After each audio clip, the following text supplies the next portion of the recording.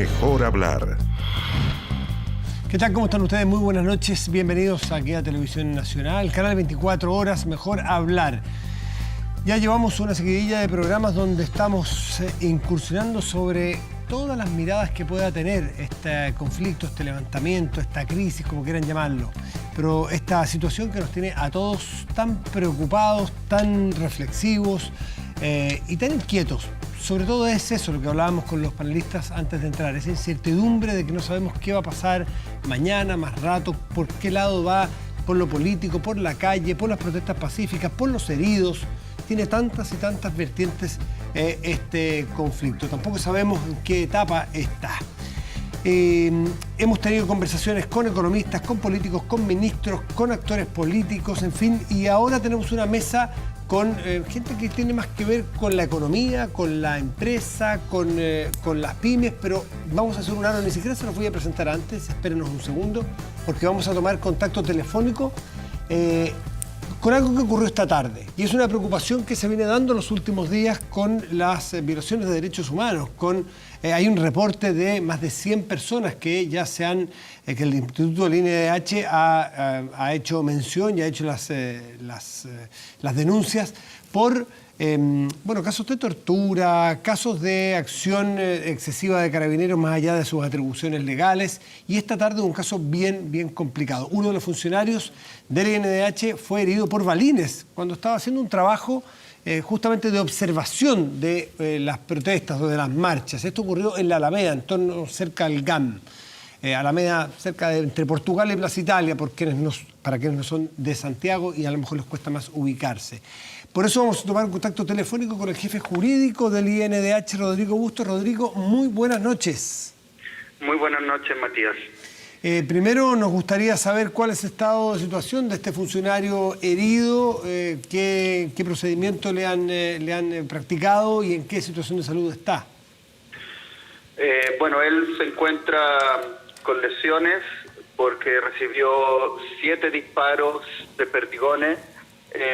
Ha estado siendo atendido durante estas horas en la posta.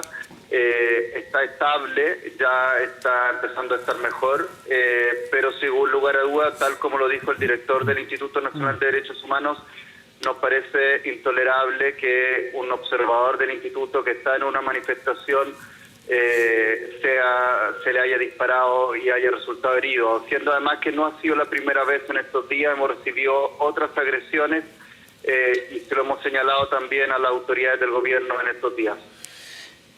Sí, ¿nos podrías hacer un repaso somero o grueso de cuál es el estado de situación con estos ataques, con estas violaciones de derechos humanos que ustedes han denunciado?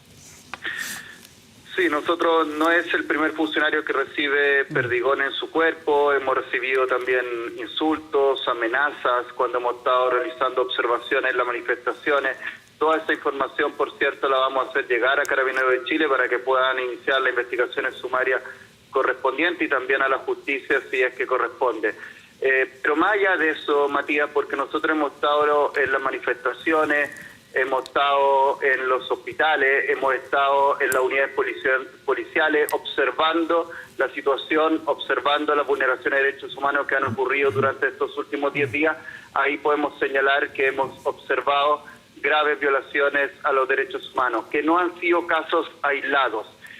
Como tú señalabas antes, ya hemos presentado 138 querellas por distintos tipos de violaciones de derechos humanos, como tortura y tortura con connotación sexual. Sí. Anoche estuvimos con el general Mario Rosa, general director de Carabineros, y quien nos mencionó en la entrevista que él, desde que llegó a la institución, no solamente tuvo que purificar un montón de cosas en cuanto al aspecto financiero, al tema de inteligencia, porque sabíamos que ahí traían serios problemas los carabineros de la institución. Mencionó que específicamente él ha hecho hincapié en la preparación de los funcionarios en materia de derechos humanos, que han hecho cursos, capacitaciones. Entiendo, si no recuerdo mal, que han tenido relación con el Instituto Nacional de Derechos Humanos en capacitación para los funcionarios. Si es así, si esa preocupación es tan profunda y tan amplia, ¿cómo te explicas tú que ocurran tantos hechos que ya, porque fuera 1, 2 o 3 en 10 días sería aislado, pero son centenas de casos? Sí, María, la verdad es que nosotros incluso antes de lo que ocurrió en los últimos 10 días con el estado de excepción constitucional, habíamos señalado que hay un problema con Carabineros de Chile respecto a violaciones de derechos humanos. Es verdad lo que tú señalas, han habido esfuerzos de la institución y donde el Instituto Nacional de Derechos Humanos ha colaborado. Ha habido una relación de colaboración en la revisión de los protocolos institucionales. Ya.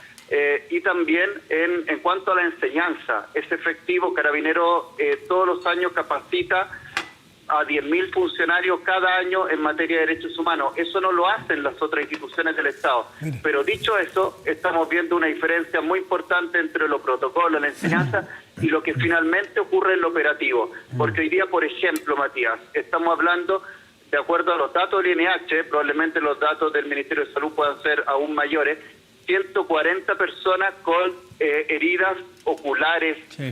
Por el uso de distintos tipos de armamento de fuego por parte de Carabineros en manifestaciones. Eso claramente muestra que no hay un cumplimiento cabal en absoluto de los protocolos institucionales. Pero, insisto, llama la atención, porque tú avalas la intención, la preparación, 10.000 funcionarios al año capacitándose con el Instituto Nacional de Derechos Humanos y en general en la temática, el que esté el tema ya en la preparación de un carabinero, a uno le habla, en un concepto general, de que es una institución preocupada. Además que la historia indica que era interesante que se preparara y capacitara un funcionario en este ámbito. Entonces, ¿dónde, ustedes que son especialistas en esto, dónde se produce, dónde se corta el puente entre toda una preparación? Llega el momento de actuar con respeto a los protocolos y a los derechos humanos y ocurre lo que está ocurriendo. ¿Por qué? ¿Cómo te lo explicas tú? Probablemente aquí, como te decía, hay una diferencia entre los protocolos, las enseñanzas, porque la verdad es que todo este esfuerzo, Matías, ha sido algo de los últimos 5 años y quizás, como sabemos, la educación a veces no tiene resultado inmediato a corto plazo y es esperable que estos cambios sí se produzcan a mediano o largo plazo, porque realmente vemos finalmente que hay violaciones de derechos humanos, que hay todos estos disparos a rostro de personas que están muchas veces manifestándose pacíficamente, que hay uso indiscriminado de lacrimógena hacia las personas que se manifiestan, que hay, Matías, como te conversaba antes, casos de tortura de personas en unidades policiales, casos de tortura con connotación sexual, personas que han sido desnudadas y se le obliga a hacer sentadillas, niños, niñas, adolescentes. Todo esto lo digo... Todo eso, la verdad, es que está contrario a los propios protocolos que ha hecho la institución. Por lo tanto, la institución va a tener que revisar qué ocurre entre el protocolo que se hace y después el operativo que se hace cuando se sale a la calle o cuando se aplica en la comisaría. Rodrigo, dime una cosa, estamos con Rodrigo Bustos, que es el jefe jurídico del Instituto Nacional de Derechos Humanos. ¿Existe la posibilidad, tienen alguna denuncia o alguna sensación de que aquí puede haber habido de algún mando medio o superior de la institución órdenes para cometer esta violación de los derechos humanos, tortura, por ejemplo? ¿O ustedes tienen más la sensación de que aquí hay exabruptos de funcionarios específicos que se van por la libre, hacen un atajo, no respetan los protocolos y se produce lo que estamos viendo? Matías, lo que te dije antes, aquí no hay casos aislados, eso está claro. Cuando hablamos de 140 personas con heridas y lesiones oculares, cuando hablamos de ya 110 casos de tortura en 10 días, querella de tortura. Yo te cuento, el año pasado el Instituto Nacional de Derechos Humanos durante todo el año presentó 80 querellas durante todo el año, porque nosotros cuando presentamos una querella es porque hay un análisis previo, hay una revisión de todos los antecedentes de manera muy seria y rigurosa, y en este caso hemos tenido que presentar 110 querellas por tortura durante 10 días. Por lo tanto, claramente hay un problema grave respecto a lo ocurrido en este periodo del estado de excepción y los días incluso siguientes. Lo que habrá que ver respecto a tu pregunta, quiénes están involucrados, eso lo tendrá que resolver en definitiva la Fiscalía y los tribunales. Nosotros todos los antecedentes que tenemos los vamos a poner a disposición de la Fiscalía y esperamos que haya investigaciones exhaustivas, rigurosas, que haya verdad y por cierto que haya justicia. sin pretender, y quiero hacer la aclaración, separar completamente lo que significa la justificación con la explicación. O sea, no lo que pueda justificar, porque nada justifica una violación de un derecho humano nunca, en ningún país. Pero tú te explicas parte de este comportamiento por el nivel de estrés al cual están sometidos los funcionarios.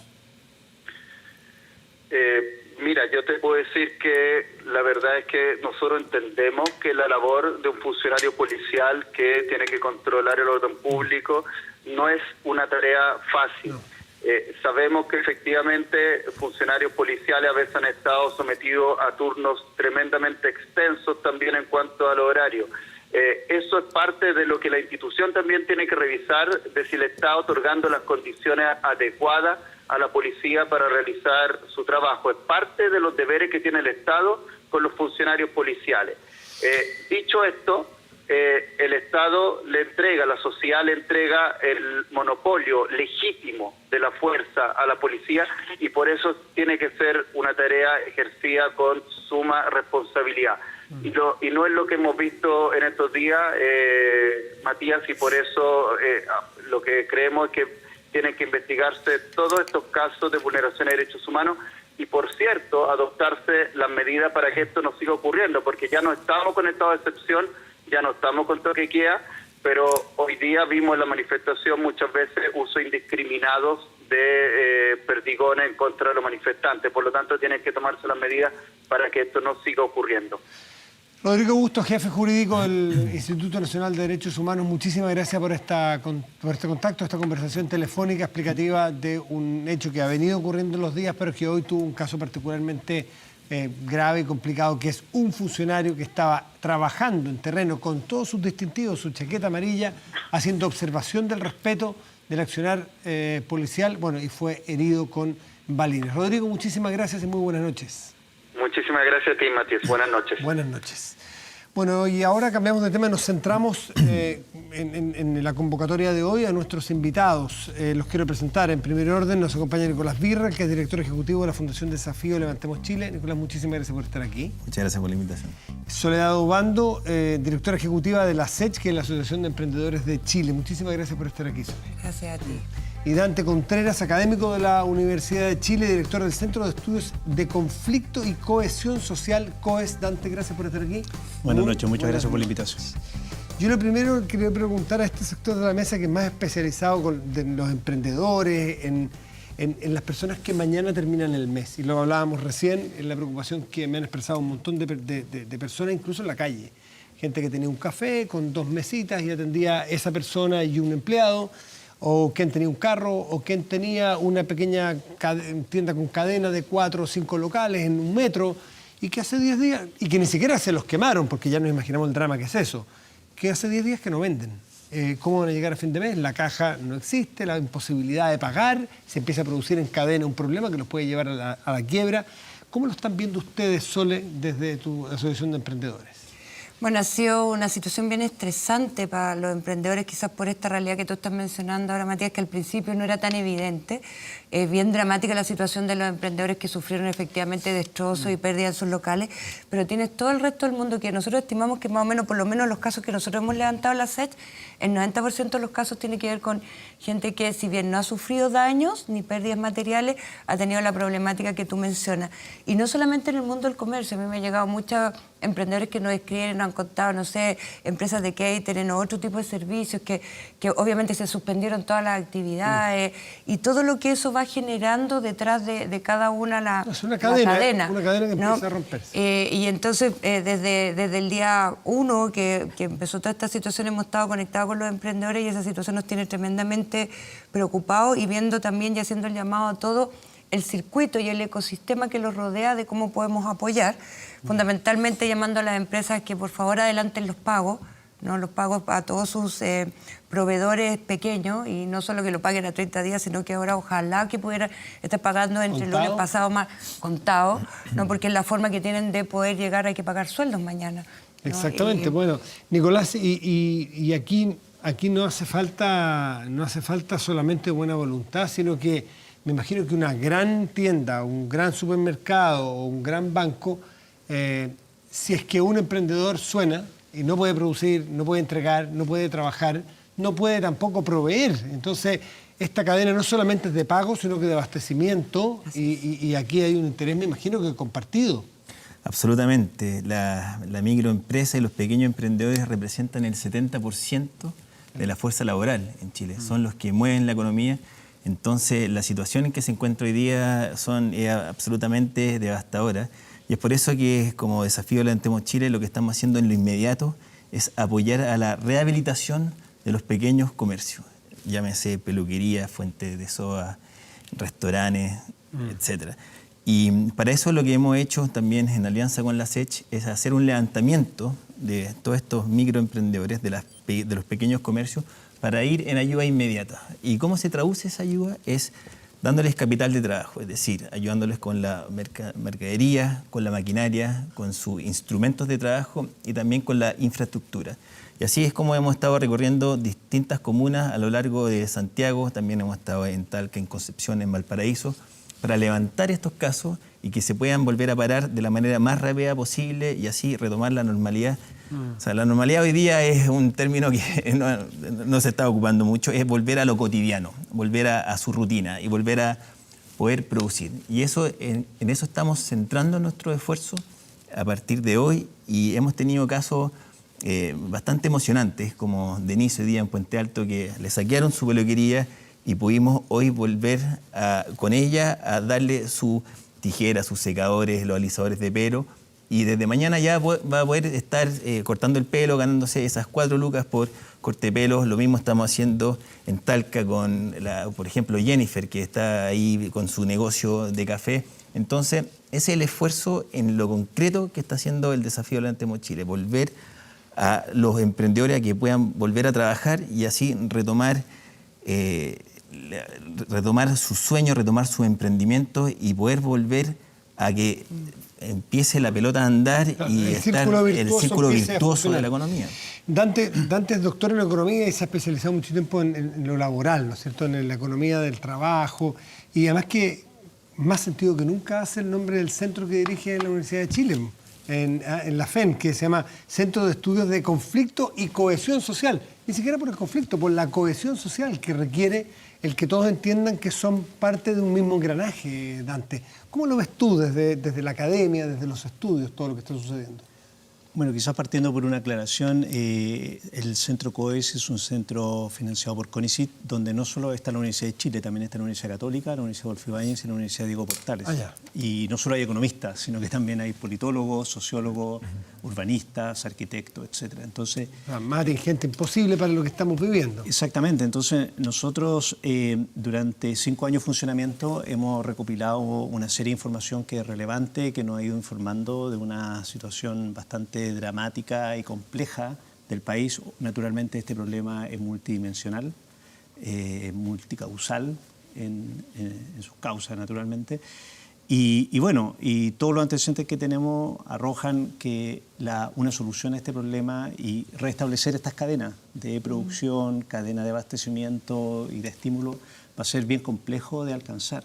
Es decir, recuperar la economía en estas circunstancias es muy difícil. El mismo ministro de Hacienda hoy día ya dice que el crecimiento este año se va a ver mermado.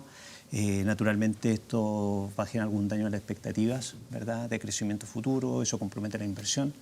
Entonces creo que el desafío que tenemos hoy día es un desafío más bien de qué manera dialogamos, ¿verdad?, desde las bases, probablemente, desde las bases, de tal manera de restablecer algún acuerdo social, algún contrato social que nos permita pararnos con optimismo para el futuro.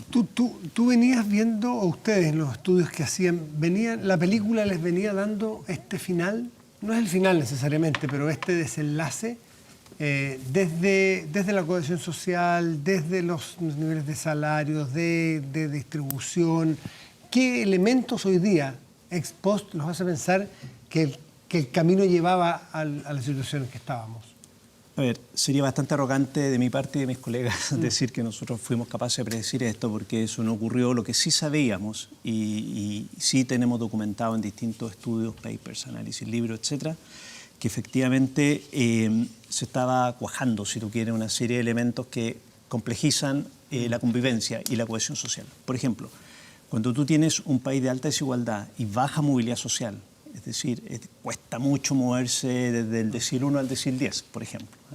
Entonces, cuando la cuna explica mucho tu éxito futuro y al mismo tiempo tienes alto nivel de desigualdad, esos dos gatillantes generan conflicto.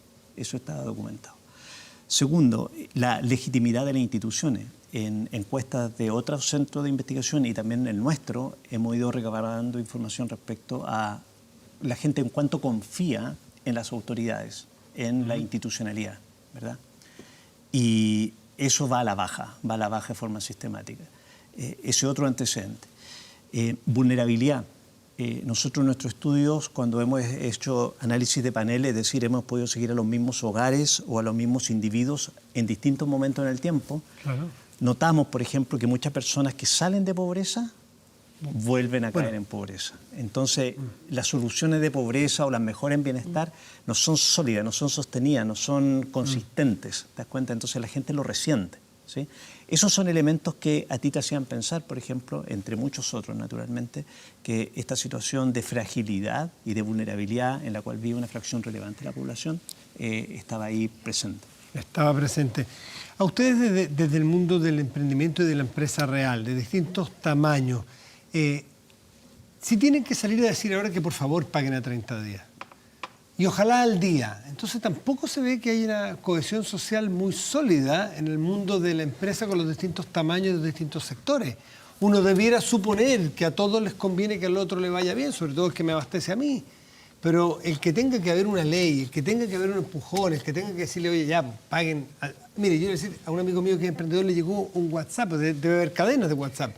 Por favor, paguen antes, por favor, no tarden en pagar para que este señor o esta señora que tiene un mini trabajo o empleo o empresa pueda subsistir. Entonces, ¿ustedes habían visto que había un clima como el que...? Bueno, parece como lamentable tener que estar comentando esto ahora, pero bueno, son cosas que tenemos que entender porque también nos tenemos que preguntar todas las distintas cosas, porque yo creo, como dice Dante, que esto tiene probablemente muchos efectos que de alguna manera en algún minuto se empezaron a juntar. Particularmente en el mundo del emprendimiento, como dijo Nico, estaba hablando de 1 millón de empresas, ¿no? Que es el 97% de las empresas que existen en Chile.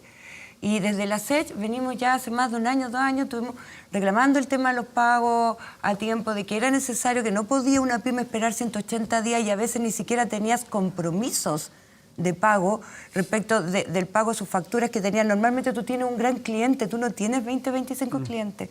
Un gran cliente que representa lo más importante de tus ventas. Hubo que hacer una ley porque no se consiguió de otra manera y además, una vez la ley hecha, igual empezamos a tener una serie de problemas cuando la ley se implementó. Entonces, hoy día, de verdad, nosotros no queremos sentarnos a decir por qué pasó todo esto, pero yo creo que es importante que lo pongamos arriba de la mesa. Pero hoy día el llamado es a decir, bueno, entonces pongámonos hoy día... asumamos parte de la responsabilidad y pidámosle a las empresas y que las empresas se movilicen, no solamente pagando al día, sino que pagando al contado en este minuto y después no perder la cadena después. La buena noticia de estos días ha sido que hemos visto como ante el llamado que se ha hecho de distintos ámbitos las pymes, no solo desde la SECH, también de la multigremial, con Juan Pablo Sued y de las otras asociaciones gremiales, es que hemos visto en los últimos días una serie de empresas que han empezado a dar señales que son un poco esperanzadoras, ¿no? Hay más de 150 empresas, ahí publicó Falabella, hoy día me escribió un emprendedor que nos contaba y nos compartimos entre todos, que decía, oye, súper buena noticia, Falabella me pagó hoy día mi factura, y era una factura que le había dado hace pocos días, ¿no? Y Derco y Sodima y Home Center, que han hecho declaraciones públicas donde se han comprometido con las empresas a empezar a pagar, y de verdad esa es una buena noticia, pero también yo creo que tenemos que pensar y tenemos que reflexionar si esto es de verdad una emergencia. ¿Cómo no lo entendimos antes? ¿No? ¿Cómo no nos dimos cuenta que hacer lo correcto, porque este país es un país tan legalista que muchas veces para hacer lo correcto tenemos que hacer una ley? Ya, pero ni siquiera cumplen la ley a veces, además, o algunos, ¿no? Además, o se buscan las... Sí, los resquicios. Nicolás, ¿cuál es tu experiencia? Nosotros creemos de que hoy día el llamado es más bien a la empatía, al ponerse de verdad en los zapatos del otro y sobre todo del pequeño comerciante y del microemprendedor en diferentes contextos. En primer lugar, el pago a 30 días que ustedes soles de la SECH lo llevan empujando hace un buen rato, a nosotros nos parece un mínimo, el desde. O sea, ¿cómo va a ser posible que no le puedan pagar en 30 días una gran cadena a un microemprendedor? En segundo lugar, lo que creemos es que hoy día, más que nunca, tenemos que estar desde la vereda de las soluciones y de las propuestas. ¿Ya? Y eso es ya en el corto, en el mediano y en el largo plazo. Y en ese contexto es re importante de que como sociedad y como empresarios, como emprendedores, lleguemos a ciertos mínimos denominadores en el cual volver a hacer un nuevo pacto social, un nuevo rayado de cancha. Así es que más allá de los 30 días, que nuevamente para nosotros es el mínimo, lo que queremos ver es que hoy día tampoco basta con que las empresas se pongan, por ejemplo, ya en temas sociales y en proyectos sociales, con un cheque, aquí tenéis 5 millones de pesos para un proyecto. Es que no puede ser una excepción caritativa que este mes te voy a pagar a 30 días y uno a 180. No. Tendría que ser una práctica, uno supone, ¿no? Para que haya un ambiente, un ambiente general de círculo virtuoso, como decíamos recién. Y yo creo que es muy importante lo que está diciendo Nicolás en relación a la empatía. O sea, hoy día nos pasa con eso, hoy día nos pasa con que también le hemos pedido a la banca que tenga un poco de empatía con la situación que estamos viviendo. Hay un montón de vencimientos de cuotas a final de mes que no se van a poder pagar porque no se ha podido vender. Pero cuando tú entiendes y te pones en el lugar del otro, un emprendedor chico no tiene muchas veces la espalda financiera, no tiene las mismas posibilidades de acceso en las mismas condiciones de financiamiento para soportar shock muy fuerte y para poder aguantar indefiniciones e imprecisiones, por ejemplo, en el pago, en el flujo. Entonces, no es tan difícil, ¿no? Y yo creo que no es tan difícil pensar en un minuto que al otro lado este no es un root de la empresa, son personas, son familias dependiendo de ese trabajo y son un montón de trabajadores que están detrás de eso, ¿no? Que dependen de que una persona que está sentada al otro lado le ponga el cheque de te pago o un ejecutivo de un banco lo llame y le diga, oye, te quiero escuchar, yo confío en ti, yo te conozco, yo sé que tú siempre has sido un buen cliente y sé que hoy día estás en un problema, veamos cómo lo soluciono. O sea, hay harto de voluntad también, ¿no? Y a mí de repente me estresa un poco porque todo lo explicamos con modelos económicos. Sí, a mí, Dante, me suena a que si esto depende de la voluntad, no es sostenible.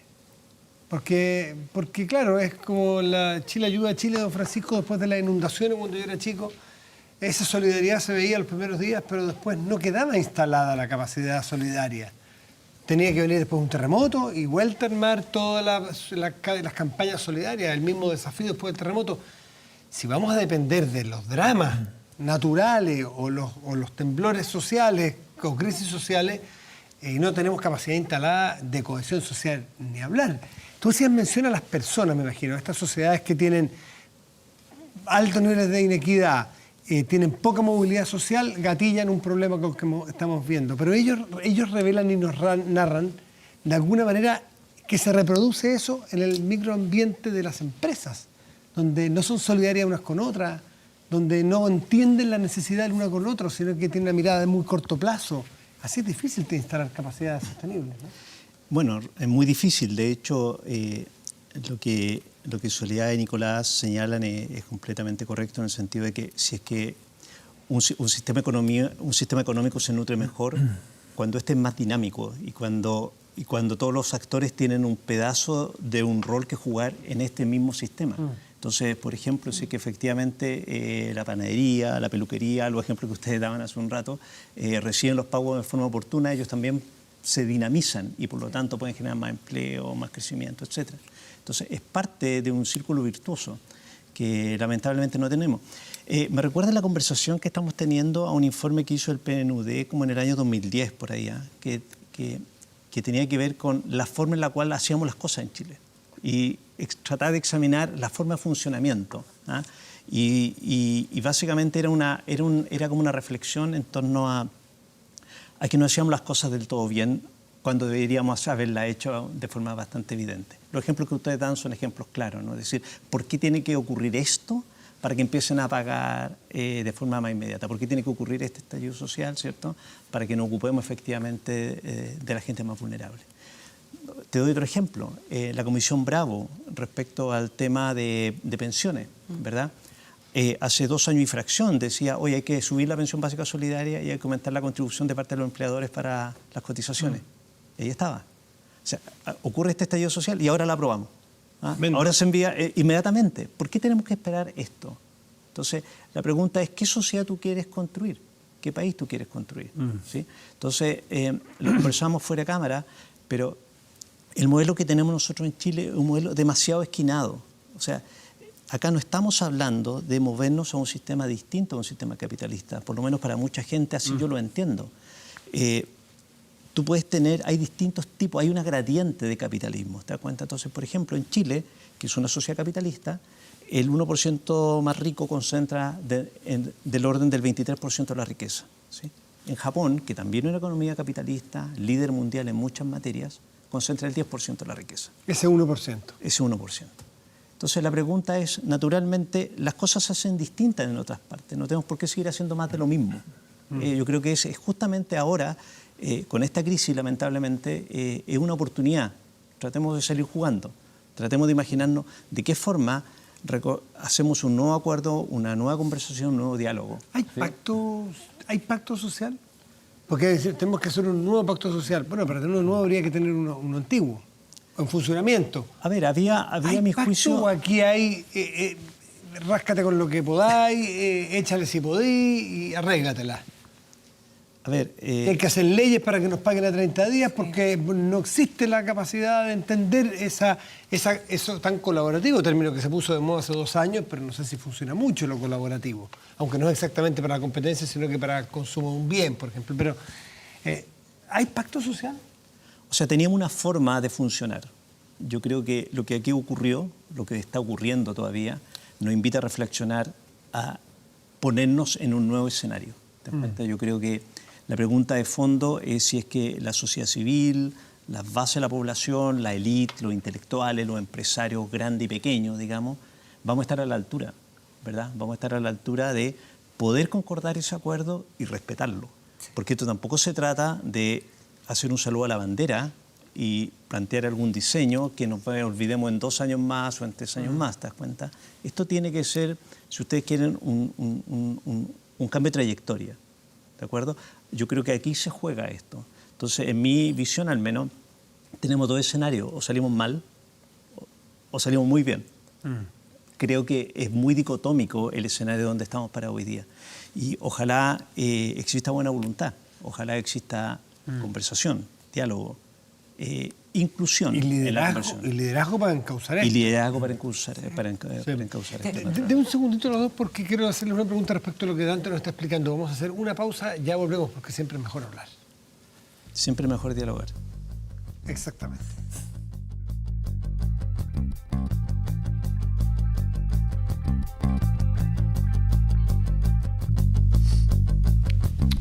Estamos de vuelta aquí en Mejor Hablar, conversando, debatiendo, tratando de ocultar lo que nos está sucediendo y hoy muy enfocado en la empresa, en la economía, en los comportamientos que tenemos en este modelo que nos hemos dado hace 30, 40 años y que ha sufrido bastantes embates, cambios, matices. No es lo mismo el sistema económico de los 80 que el de los 90 y los 2000, sin duda, pero parece que nos fuimos tan rápido como los propios ciudadanos exigían en esos cambios.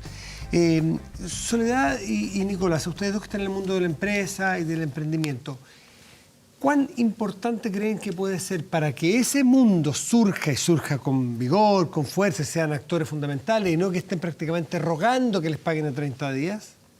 ¿Cuán importante es que se cumpla lo que dice Dante, que sea una sociedad más equitativa? No me refiero a equitar el trato entre una empresa grande y una chica, no. En que los miembros de esta sociedad sean más equitativos, en que el ingreso esté mejor repartido, más allá cual sean los expertos que digan que es el mecanismo que se vaya a lograr eso, pero si tenemos una sociedad más cohesionada desde el punto de vista de los ingresos y la equidad de los bienes y servicios, ¿es mejor ese ambiente para generar empresa o no? Yo creo que obviamente la respuesta es sí, ahora el tema es cómo alcanzamos eso, ¿no? Y yo creo que, a ver, nosotros en la SECH y yo, que llevo muchos años, más de 20 años trabajando en el mundo del emprendimiento, soy una convencida que ahí hay una tremenda palanca de movilidad social. Y a pesar de todo lo que sucedió, sigo convencida. Es más, hoy día estoy más convencida que antes, después de todo lo que ha sucedido. Pero perdón que te lo ponga al revés. No te estoy planteando cuánto ayuda a que haya empresas para que haya movilidad social. Te lo planteo al revés. ¿Cuánto sirve? O sea, ¿cuántas más y mejores empresas y microempresas y más emprendimientos vamos a tener si tenemos una sociedad más justa? Pero a eso voy. Lo que pasa es que si yo digo eso y lo entiendo eso, entonces digo, ¿cómo soluciono los grandes problemas para que efectivamente tengamos una sociedad más justa? Y tiene que ver, para mí tiene que ver con un diálogo que en este caso yo te lo pondría en dos dimensiones. Hay un diálogo que tiene que ver con la asimetría en la relación, asimetría en la palabra, la relación entre los distintos actores que rodean en este caso el mundo de las pymes y los emprendimientos. Hablamos algo de la relación entre los grandes y los pequeños, no solamente por el pago, sino que porque tú estás con menos poder ahí, ¿no? Y tú te paras frente y hay una asimetría y es tu cliente y tú lo único que quieres es venderle y eres capaz de sacrificar margen y un montón de cosas porque lo necesita. Entonces, esa asimetría es la relación. Y también hay otra asimetría que tiene que ver con la información, ¿no? Donde uno más puede apreciar eso en el tema de la relación de, en este caso, las empresas pequeñas con la banca, por ejemplo. Y la asimetría de la información tiene que ver con un mundo que para una pyme es súper complejo. Él no tiene gerente de finanzas. Y de repente meterse en el mundo de las finanzas es meterse en un mundo que tú no entiendes nada. Nosotros hemos hablado millones de veces y lo seguimos hablando con muchos emprendedores que al final me dicen, yo cuando iba y me siento en el banco yo en realidad no entiendo nada de lo que me hablan y al final yo lo único que pregunto es cuánto es el valor de la cuota que tengo que pagar cada mes. ¿Y dónde firmo? ¿Y a dónde firmo? Entonces, uno dice, ¿y eso está bien? Yo creo que no está bien porque él tiene que tener el conocimiento, o sea, y tenemos que ir de los dos lados, uno conocer más, pero el otro también simplificar más. Bueno, y ahí surge algo que está muy presente en toda esta crisis, que es la sensación de abuso que muchos chilenos sienten. Sí. No solamente aquellos que están en la parte más baja de la escala socioeconómica, los más pobres, los que viven en la miseria. Los que están en términos medios también se sienten abusados. Sí. Nicolás, ¿cómo crees tú que puede favorecer el surgimiento de más y mejores empresas, por chicas que sean, si tenemos una sociedad más justa, más equitativa desde el punto de vista de los ingresos? Tú tocabas hace un minuto un tema que para el desafío del Antemos Chile es vital, que es la movilidad social. Para nosotros, los dos mayores motores de movilidad social son la educación y el impulso al emprendimiento. Y se traducen en algo que es el otorgar mayor información y mayores oportunidades para que exista esta movilidad social. Porque, y se ve desde la misma cuna, si es que tú le das las capacidades, la educación, le das la formación a personas para que se puedan parar en igualdad de condiciones, al tiro tienes una reducción de esa brecha que es enorme. Y en segundo término, la capacitación. ¿Cuántas veces eso le vemos en nuestros emprendedores la falta de capacitación que tienen en materias básicas desde marketing, de temas tributarios, de ventas?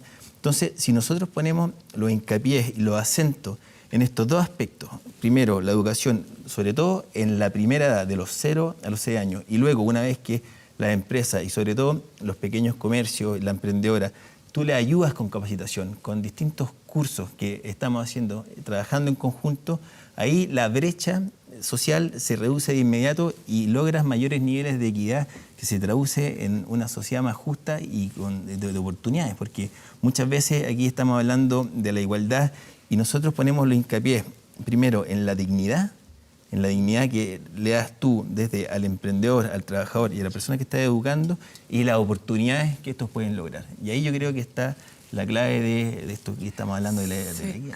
Yo solo agrego una cosa, que probablemente esto que estamos mencionando con Nicolás, que ya lo venimos diciendo hace tiempo, quizás lo que nos interpela hoy día es que a esto, como yo le llamo problema antiguo, hoy día probablemente vamos a tener que buscarle soluciones innovadoras, ¿no? Y nuevas soluciones, porque al parecer las que tratamos de dar en el pasado no sirvieron. ¿Puedo agregar algo en este punto? Bueno, yo ciertamente suscribo lo que se ha dicho acá en la mesa.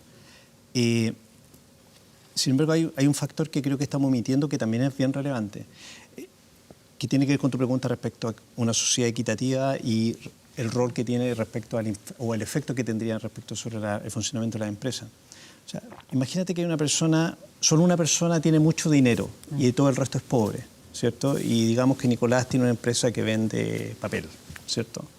Entonces, si la sociedad es muy desigual, solo uno va a comprar papel. Si la sociedad es más igualitaria, todos nosotros vamos a comprar papel. Y tú tienes un límite al papel que vas a comprar, o a las camisas que te vas a comprar, o a los pantalones, o a la cantidad de agua. Entonces, en ese sentido, estimula más la economía también. Entonces, también hay un círculo virtuoso en términos de una sociedad más equitativa, en términos del poder de consumo y a la capacidad de gasto, y por lo tanto, al efecto positivo sobre el emprendimiento. Eso uno lo entiende en teoría, ¿no es cierto? Que a Nicolás le conviene que haya más compradores de su papel que uno, pero eso debería funcionar entonces, a que Nicolás esté o quien tiene más y acapara más poder, esté más interesado en repartir parte de ese poder para que su propio negocio o sus negocios funcionen mejor. Pero hay algo que desafía a la ley de gravedad en este caso, que es la lógica, ¿no es cierto? Yo suelto la manzana y va a caer, de repente no se cae la manzana y digo, aquí me equivoqué. ¿Por qué no pasa eso? ¿Por qué quienes ostentan más poder a veces hacen todo lo posible e imposible por impedir compartir parte de ese poder, incluso si fuese el beneficiado? Lo que pasa es que aquí hay un efecto de lo que yo veo como individuo versus cuál es el equilibrio social. Entonces, en términos del diseño social, ¿de acuerdo? Existen distintos rayados de cancha, ¿de acuerdo? El mismo ejemplo de Chile y Japón, por ejemplo, Chile y Dinamarca, son estructuras sociales distintas, son diseños institucionales distintos. Entonces, por ejemplo, si que nosotros tuviéramos una estructura tributaria, por ejemplo, más progresiva de la que hemos tenido históricamente, quizás podríamos haber gastado en buena capacitación para nuestros emprendedores, ¿cierto? Quizás hubiéramos tenido una educación preescolar digna, ¿cierto? Desde hace mucho tiempo, ¿te das cuenta? Entonces, eso hubiera contribuido dinámicamente a mejorar las condiciones de bienestar de toda la población. Entonces, como eso no lo hicimos, contamos con menos recursos, y como contamos con menos recursos, entonces tenemos menos disponibilidad a gastar en este tipo de bienes, por ejemplo, como es la capacitación y la educación preescolar, por ejemplo. En capacitación, ¿cómo andan? Porque hay herramientas. Ustedes recién estaban hablando entre ustedes dos que hablan un idioma propio, porque el mundo de los emprendedores tienen siglas propias, instituciones, entienden, tienen sus códigos, como todo. ¿Funcionan las instituciones de apoyo, las instituciones que tiene el Estado? Porque el desafío no solo es a los ricos, entre comillas, aquí, que están muy en boga.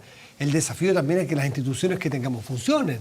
Que el Estado también está. O sea, aquí está desafiado el privado, el público, los políticos, la prensa, estamos todos desafiados. ¿El Estado ha prestado y está a la altura de lo que necesita un emprendedor desde el punto de vista de regulaciones, de incentivos, de cooperación? O sea, yo veo que, claro, uno puede reconocer todas las cosas que se han avanzado y veníamos hablando quizás hace rato de todo lo que se ha avanzado en el mundo del ecosistema de emprendimiento, como le llamamos nosotros, en los últimos 20 años, y donde el Estado ha tenido un rol fundamental.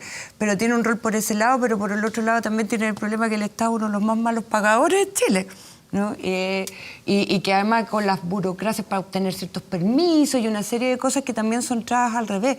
Entonces, yo creo que acá todo el sistema...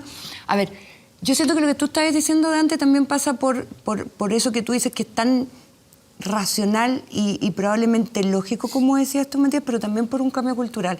Y yo creo que el cambio cultural que estamos... o al que estamos asistiendo es a la necesidad de dejar de pensar en el uno solamente y empezar a pensar en nosotros, ¿no?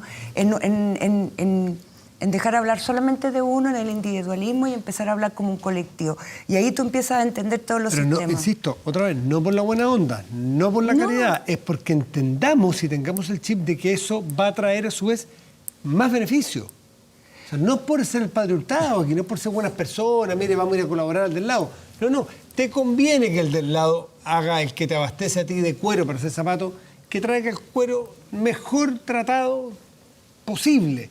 Entonces yo lo ayudo para que cuando yo haga mis zapatos tengan un mejor precio cuando yo los porto. Pero eso no puede depender de la buena onda. Ese es el punto, creo yo, ¿no? Pero yo creo que tengo un matiz con eso, porque yo creo que efectivamente tienen que haber reglas del juego, rayados de cancha, que vamos a tener que remirar, pero también tiene que haber una actitud que viene desde los individuos, que componemos esta sociedad. Y en esa actitud hay un poco de buena onda. No, está también. bien, hay que partir por la buena voluntad. Hoy día un amigo dijo Pero si dependemos de la buena voluntad es donde yo tengo mucho temor a que esto te Está bien, pero yo creo que hoy día el llamado también es a que las dos cosas son importantes. Hoy día un amigo dijo en una entrevista, lo escuché en la radio, una frase súper bonita que me encantó, que dijo: las sociedades cambian por el dolor o por el amor. Y yo creo que pueden cambiar por el amor. Y lo que uno esperaría que hoy día en Chile cambiemos, ojalá, por el amor, y no solo por el dolor. Y eso ya no tiene que ver solo con el modelo económico, que por cierto es muy necesario, sino que también tiene que ver con una actitud de los individuos y de los que estamos componiendo esta sociedad. Y yo no tengo mucho susto hoy día con decir eso, porque a veces probablemente antes de hace 10 o 15 días atrás, tú decías esto en un programa, probablemente como esto, y te tildaban de hippie. Y hoy día creo que no, que es una conversación tan necesaria como la otra, ¿no? Entonces, por eso te digo que la buena onda también tiene. No, por supuesto, es que partir de todo. Nicolás. Y mira, y tomando tu punto, Sole, es también cómo medimos el progreso. Por ejemplo, en Bután y en Finlandia, el progreso no se mide por el PIB, sino que se mide en términos de felicidad. Y muchas veces nos perdemos en cifras macroeconómicas, que son muy necesarias, evidentemente, para analizar el cómo vamos avanzando. Pero también, de la mano con lo que decías tú, Sole, es el cómo queremos enfrentar los desafíos que vienen hacia el futuro.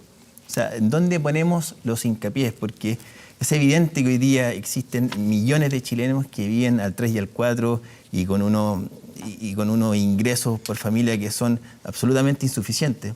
Pero también a dónde dirigimos estas políticas públicas y dónde ponemos los énfasis, yo creo que es sumamente importante. Entonces, como toda crisis, yo creo que esto representa una oportunidad para, en primer lugar, salir también de este estado de polarización que estamos viviendo hoy, que es sin duda nefasto para las relaciones que tenemos, un poco lo que decías tú, Matías, de los grandes contra los chicos o los distintos bandos, y es ver en dónde vamos a poner, dónde vamos a subrayar la importancia del modelo, de lo que hablábamos ahora fuera de cámara. Entonces, ahora es el momento en que nos sentemos todos los actores, la sociedad civil, sobre todo, y hagamos propuestas concretas en cómo vamos a nosotros a colaborar para que esto cambie, porque en el diagnóstico siento que estamos todos más o menos claros.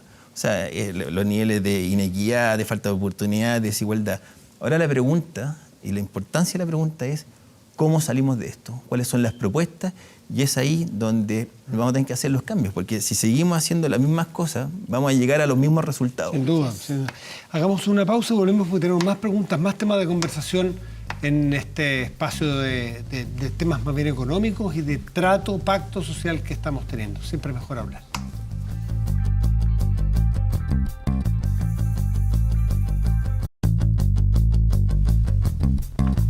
Estamos de vuelta aquí, mejor a hablar. Nos acompaña gente del mundo de la economía, de los emprendedores, también de la academia, de estudiar esta sociedad y las relaciones sociales y económicas que estamos teniendo. Cuando yo hablaba recién de la buena onda, que puede ser una condición suficiente, pero no, o sea, necesaria pero no suficiente para poder avanzar, tiene que ver con que yo pienso que tiene un cambio cultural. Cambio cultural es que entendamos que, por ejemplo, pasó con la sustentabilidad medioambiental, tema que dejamos en stand-by porque hace 10 días solo hablábamos de eso, hablábamos de lo medioambiental. Y el cobre verde. Si Chile no era capaz de producir cobre limpio, sustentable, sencillamente no es que fuéramos irresponsables con nuestro medio ambiente, nadie nos iba a comprar cobre o nadie nos iba a comprar cobre al precio que nosotros queríamos. Por lo tanto, atinemos a hacer cobre con trazabilidad. Aquí lo mismo, si las empresas no son responsables en pagar bien, en tratar bien a la gente, sencillamente le va a ir más mal. Ese es el cambio cultural. No sé si ustedes lo perciben así. O sea, es un poco lo que hemos estado hablando. Yo creo que al final está una cadena. Cuando uno entiende que todos estamos conectados de alguna manera unos con otros, ¿no? Y por lo tanto, lo que yo haga en mi negocio le va a afectar a mis trabajadores, le afecta a mis clientes y le afecta a mis proveedores. Cuando yo logro entender eso, me doy cuenta que realmente el hacer empresa tiene un impacto social mucho más grande que probablemente incluso el económico, donde el económico es parte de tu impacto social también. Entonces, este cambio cultural de mirar el todo, de hablar de nosotros y no solamente de hablar lo que yo quiero hacer y lo que yo voy a obtener de esto, yo creo que es como el llamado más, uno de los llamados, porque yo creo que hay muchos llamados acá, es difícil decir, Sí. pero uno de los llamados más potentes, o sea, de decir, no, lo que yo hago todos los días como empresario, como emprendedor, como pyme, le impacta todos los días a otras personas. Quiera o no quiera, le impacta. Y empezar a tener conciencia de eso, yo creo que es un buen camino para empezar a encontrar una sociedad que nos tenga más tranquilos y más contentos a todos. Pregunto a ustedes dos, de los distintos ámbitos, de cada sombrero que tiene cada uno. Pyme y empleo mínimo es un tema que surge con una frecuencia enorme. Y es bastante comprensible en las distintas miradas. Todos queremos que tuviéramos salarios mínimos, por ejemplo, Bárbara Figueroa sentada aquí hace 2 días decía 500.000 pesos. Y otros que son pymes dicen, momento, puede ser muy deseable, pero no sé cuántas pymes lo resistan. Vamos a pasar a empleos en negro, empleos informales, la pyme no lo resiste. Primero, la realidad de una pyme y subir el salario, por ejemplo, a los 350, que es el mínimo garantizado que el Estado quiere dar. Y preguntarlo desde el punto de vista de cómo equilibrarlo esto para que funcione la economía y ir subiendo los salarios mínimos sin que sea una amenaza, como ha sido hasta ahora. Nicolás. Mira, yo creo que llegó el momento hoy de mirar en su globalidad lo que estamos haciendo como empresa, tanto grandes como chicas, más allá de solamente y exclusivamente los términos económicos. Hoy tenemos que ver el impacto que tiene, obviamente, en términos económicos, pero fundamentalmente en términos sociales y en términos medioambientales. Ya se acabó el momento en que llegaba una empresa y, por ejemplo, para hacer un proyecto social, te hacía una donación de 2 millones de pesos para una comunidad en su zona de influencia. Hoy día, si las empresas no se dan cuenta de que tienen que tener este triple impacto social, medioambiental y económico, esas empresas tienen fecha de caducidad, porque la sociedad, los clientes y todos los que componen el ecosistema se han dado cuenta de que es muchísimo más necesario el dar un paso más allá. Lo van a exigir. Y lo van a exigir y O sea, es algo de que es hoy. Entonces tenemos que darnos cuenta como sociedad de que, por un lado, tenemos que exigir eso y por otro lado tenemos que presentar propuestas. Por ejemplo, desde el mundo social, hoy día cuando hacemos asociaciones con distintas compañías en los rubros que sean, las propuestas que uno le hace a esas sociedades, a esas compañías, tienen que involucrar estos 3 factores. Y así, desde el mundo de la sociedad civil, vas empujando un poco, vas corriendo la vara de lo que es posible. Nosotros lo vimos, por ejemplo, para los incendios de Santa Olga. Santa Olga, lo que sucedió al final del día fue que a través de las casas que entregamos de 50 metros cuadrados, amobladas de buen estándar, pusimos una competencia virtuosa al resto de las organizaciones sociales que hacían casas y también al gobierno. Por ejemplo, en términos educativos también, cuando podemos construir por 4.700 millones de pesos un complejo educacional para 1.100 alumnos, en que lo hicimos en menos de un año, y la empresa privada se puso en un 100% con eso, tú al tiro subes la vara de lo que es posible. Y eso es un poco el desafío que estamos como la sociedad civil tratando de impulsar. ¿Y cómo lo ven para antes que Dante nos explique más la tendencia? Porque yo sé que he estudiado mucho este tema.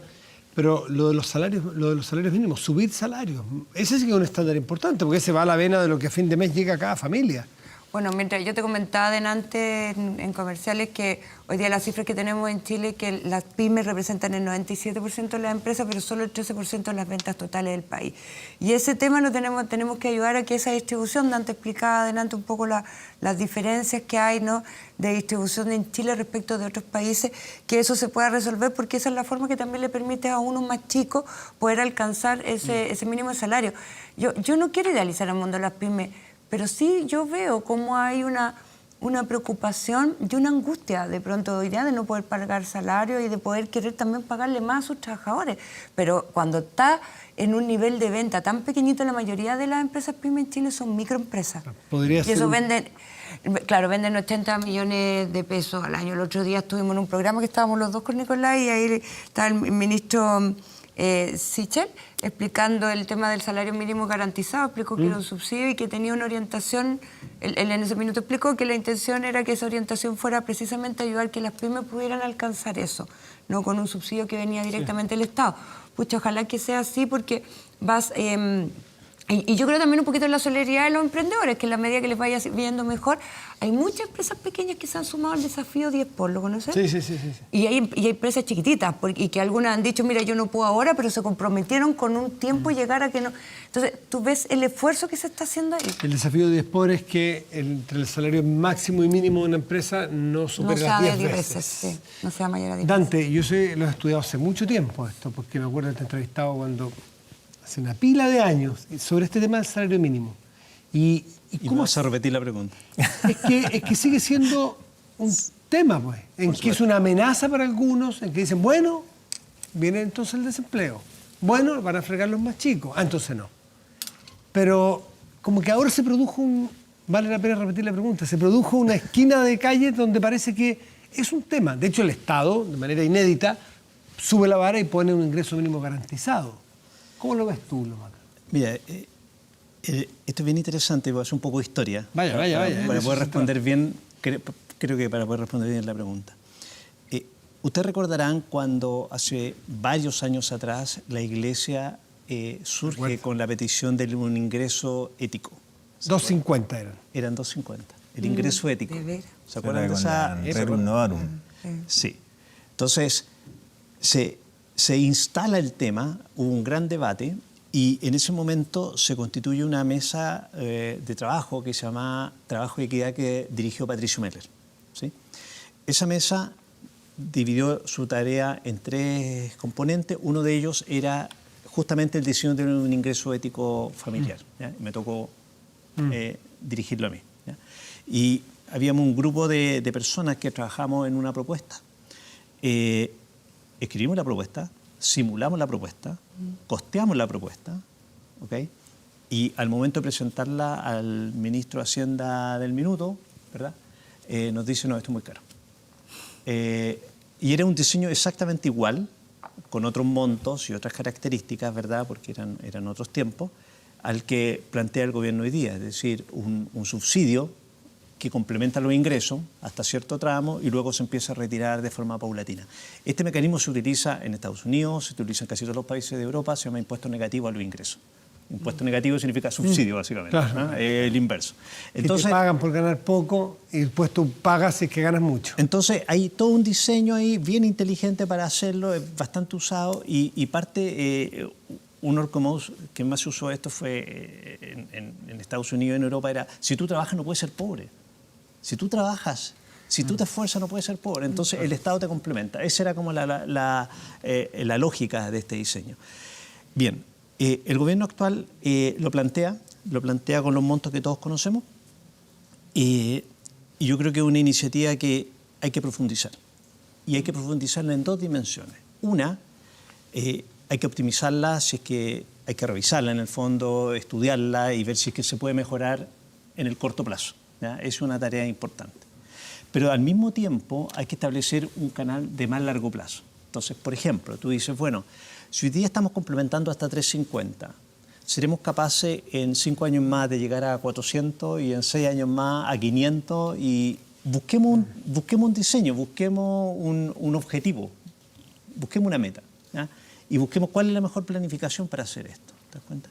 Y aquí quiero decir algo que está ¿No se produce un desincentivo a que el privado esté tratando de pagar lo más posible si sé que el Estado me va a suplementar lo que yo no pague? O sea...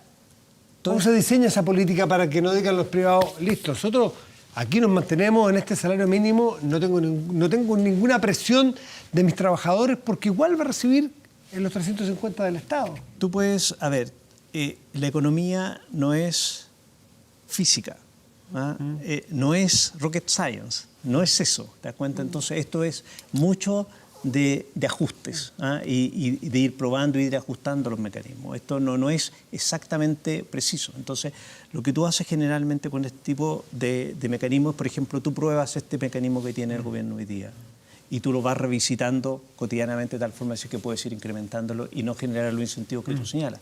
Tú puedes ir marginalmente subiendo el salario mínimo y subiendo este subsidio de tal forma que vaya acompañado de forma coherente uno con el otro. ¿Te das cuenta? Hay algunos mecanismos que uno puede imaginar para ello. Y olvidé lo que te iba a decir, pero bueno. A mí me pasó algo con lo tu vuelves a pregunta. decir. Me pasó algo con tu pregunta, Matías, que yo digo, es que ese es como todavía el proceso en el que estamos. El que cuando vemos este tipo de medidas como la que está explicando Dante, nos tengamos que preguntar, bueno, ¿qué hacemos para que el resto o para que algunos nos aprovechen? Y es loco, porque no sale, porque es lo que hemos visto en el último tiempo, porque uno esperaría que el que puede lo haga y no se aproveche, pero hoy día todavía... Pero Sole, un alza en el salario mínimo, no del garantizado, del salario mínimo. Sí. ¿Es verdad hasta qué punto, según tu propia experiencia, de que puede ser letal para un montón de pymes? Que puede ser imposible de lograr. Hoy día, en las condiciones actuales, con lo que yo te explicaba recién de cómo está repartida la torta en este país, es difícil. Para la mayoría es difícil. ¿no? Se le va subiendo la mayoría de... Bueno, hay datos que muestran que la mayoría de los salarios mínimos se pagan en este sector. O sea, la mayoría de trabajadores que están con salario mínimo están en este sector, ¿no? Y por lo tanto eso indica que también hay una poca capacidad de poder aguantar un alza del costo. Las pymes en general son muy intensivas en mano de obra, ¿no? Ocupan... La mayoría de los procesos productivos son muy intensivos en personal, sobre todo en el mundo del comercio, porque está con todo el tema de los dependientes y todo. Entonces, hoy día no es posible hacerlo. Y por lo tanto, el poder construir un camino, como mencionaba Dante, un diseño que le permita que puedan alcanzar esos estándares, también yo creo que es súper importante. Y por eso valoro muchísimo a las empresas que hoy día dijeron que lo pueden hacer, y que incluso muchas están diciendo mi mínimo sueldo es mucho más alto que el salario mínimo, y yo me fijo, no están solamente hablando de 350.000, he escuchado 500.000, 800.000, 600.000, de acuerdo a las posibilidades que tiene. Eso es súper importante porque eso le da el espacio también para que en este diseño de país podamos ayudar a quienes todavía les cuesta hacer eso, que lo puedan hacer y puedan alcanzar. No sé si leyeron una crónica que hoy día en el diario Pulso venía sobre una reunión que hubo en la Sofofa, y que aparentemente hubo una pelea entre los miembros del consejo directivo, pelea a gritos, yo voy a creerle a la crónica naturalmente, por la propuesta de Andrónico Luxich de decir, en mi empresa no hay nadie que gane menos de 500.000 pesos. Y entonces ahí parece que algunos lo veían como una desubicación, hacerlo públicamente, otros decían que era una moralina, que estaba dando lecciones a otros, en fin. ¿Cómo lo ven ustedes ese tipo de cosas? Que haya un tipo más que pueda hacerlo y diga, ¿saben qué? Yo subo la vara y pongo la apuesta para que otros reaccionen. Y de hecho varias empresas reaccionaron. Claro que sí. Sí. De hecho, yo creo que provocó una reacción, o sea, esta medida provocó una reacción más grande, que todo el mundo se esté preguntando eso. Hoy día yo, empresario con el que hablo, me dice, no, y sabes que yo estuve pensando y en realidad ya pregunté y me di cuenta que... Se puede. Se puede. Mira. Que lo estaba haciendo y no me había dado cuenta porque nunca había calculado. Me dicen, y había preguntado cuánto ganaba la persona que ganaba menos sueldo en mi empresa y tampoco había calculado las diferencias entre una y otra. Esas conversaciones hoy día se empezaron a tener. Entonces, mira, es súper fácil criticarlo todo, ¿no? Y es súper ¿Les fácil parece bien destruir. esa medida?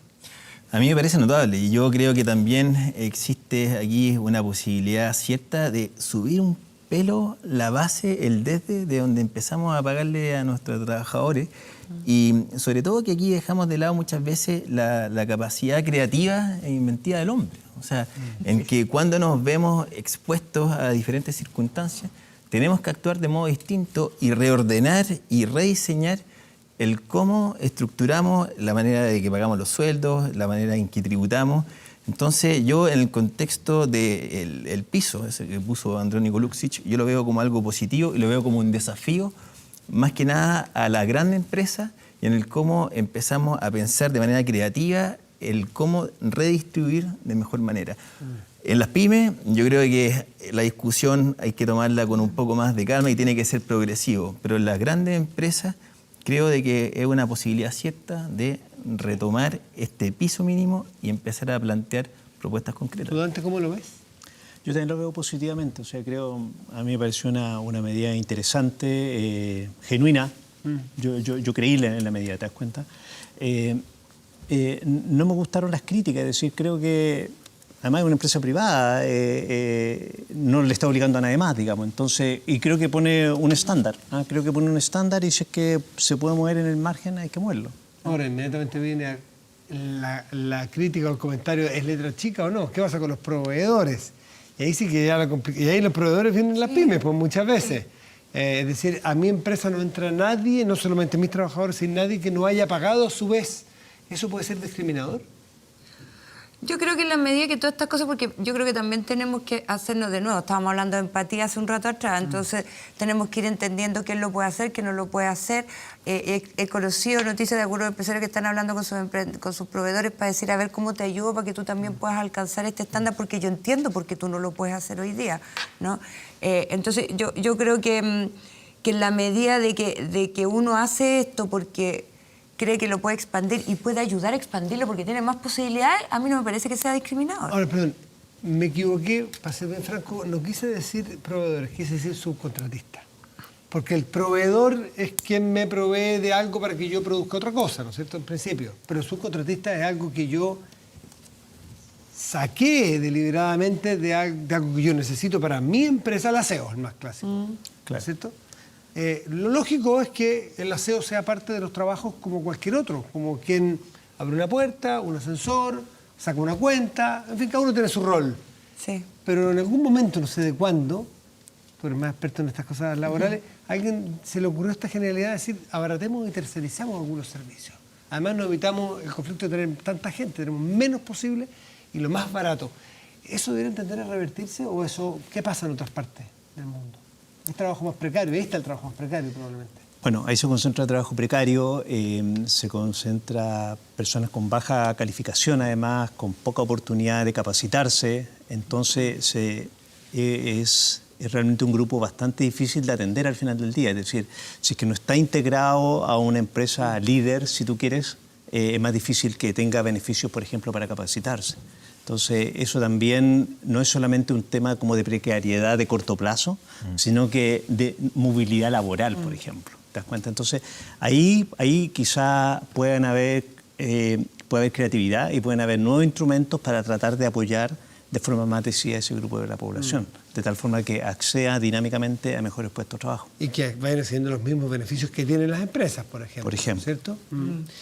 Nicolás, ¿quería decir algo? Perdón, es que tiene la hora que nos tenemos que despedir, son las 0:05. Les quiero agradecer mucho a los tres por aportarnos desde las miradas tan distintas que cada uno tiene, desde una fundación, desde una asociación de emprendedores, desde la academia y el estudio, a las relaciones laborales, económicas y sociales que vamos a tener que empezar a tener por buena onda, pero también por la necesidad de darnos un paso y meternos definitivamente en el pelotón de los países que crecen y no estar siempre con la frustración de que íbamos a ser un país desarrollado y no lo fuimos. Sin nuestro capital social desarrollado, bien pagado, capacitado, la verdad que vamos a seguir siendo casi por muchísimos años. Absolutamente. Y hoy día, en lo concreto, nosotros tenemos una propuesta que queremos decirlo ahí abiertamente, es que seamos parte de la solución, al menos en lo inmediato, y tenemos una campaña en el Desafío Levantemos Chile de rehabilitar los pequeños comercios, que son los que más han sufrido, para que puedan comprar mercadería, maquinaria e infraestructura. Entonces, la invitación es que sean parte de la solución y hagan su aporte con los casos específicos que quieran y entre todos levantemos Chile, porque hoy más que nunca necesitamos dar señales de unidad y de acciones concretas, así que ahí hay una iniciativa potente y esperamos de que puedan ser parte de ella. Nicolás Sole, yo solo, muy cortito. También. Sí, muy cortito también llamar a que entre todos levantemos Chile, no solo porque estamos trabajando con Desafío y coordinándonos, Vamos arriba. pero también llamar a la empresa Pagar al Día, a la banca hacer, que es lo que hemos estado llamando toda la semana, a la empresa Pagar, ojalá al contado, a la banca ser muy empática y flexible con las pymes y a la gente a comprar pymes en estos días, porque eso es lo que más nos va a ayudar. Y cada uno revisar en cada uno en su ámbito si puede pagar un poco más, porque a lo mejor se quedó rezagado. Y sería una buena ayuda esa. Don Dante, no sé si tiene aviso, nos despedimos. Mira, mi único aviso es invitar al diálogo, un diálogo reflexivo, sereno, generoso, ¿verdad? Donde sea convocante para toda la gente y definir dos agendas, una de corto plazo, lo más urgente, ejemplo de lo que ustedes están haciendo, y una más largo plazo, que ojalá le cambie la trayectoria a este país. Más estructural. Más estructural. Dante, Nicolás Sole, muchísimas gracias. Y a ustedes por estar ahí. Nos reencontramos más adelante con más programas mañana. Muy buenas noches y gracias por venir. Muchas gracias.